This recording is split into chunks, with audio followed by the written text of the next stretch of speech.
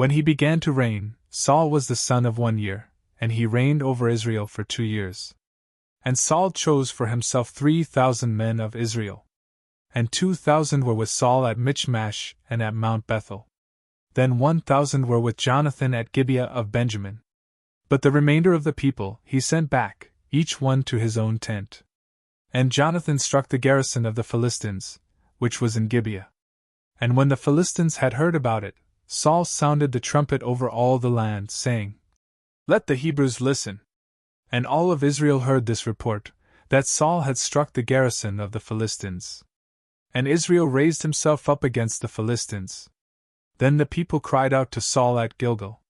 And the Philistines gathered to do battle against Israel, 30,000 chariots, and 6,000 horsemen, and the remainder of the common people, who were very many, like the sand that is on the shore of the sea. And ascending, they encamped at Michmash, toward the east of Bet-haven. And when the men of Israel had seen themselves to be in a narrowed position, they hid themselves in caves, and in out-of-the-way places, and in rocks, and in hollows, and in pits, for the people were distressed. Then some of the Hebrews crossed over the Jordan, into the land of Gad and Gilead. And while Saul was still at Gilgal, the entire people who followed him were terrified. But he waited for 7 days, in accord with what was agreed with Samuel. But Samuel did not arrive at Gilgal, for the people were scattering away from him. Therefore Saul said, "Bring me the holocaust and the peace offerings." And he offered the holocaust. And when he had completed the offering of the holocaust, behold, Samuel arrived. And Saul went out to meet him, so that he might greet him. And Samuel said to him, "What have you done?" Saul responded, "Since I saw that the people were scattering away from me, and you had not arrived after the agreed-upon days, and yet the Philistines had gathered together at Michmash, I said, 'Now the Philistines will descend to me at Gilgal.' And I have not appeased the face of the Lord. Compelled by necessity, I offered the holocaust."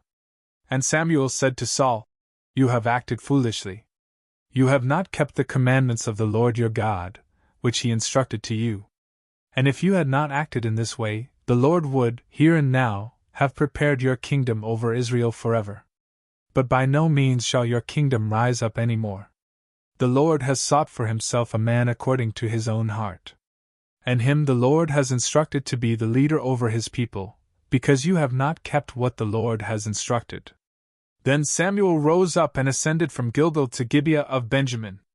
And the remainder of the people ascended after Saul, to meet the people who were fighting against them, going from Gilgal into Gibeah, to the hill of Benjamin. And Saul took a census of the people, who had been found to be with him, about 600 men. And Saul, and his son Jonathan, and the people who had been found to be with them, were at Gibeah of Benjamin. But the Philistines had settled in at Michmash. And 3 companies went out from the camp of the Philistines, in order to plunder. One company was traveling toward the way of Ophrah, to the land of Shul. Then another entered along the way of Beth-horon.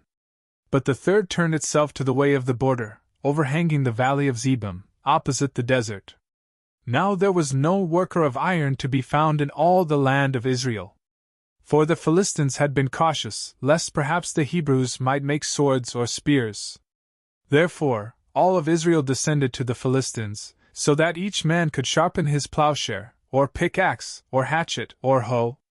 For their plow blades, and pickaxes, and pitchforks, and axes had become blunt, and even the handles needed to be repaired. And when the day of battle had arrived, there was found neither sword nor spear in the hand of the entire people who were with Saul and Jonathan, except for Saul and his son Jonathan.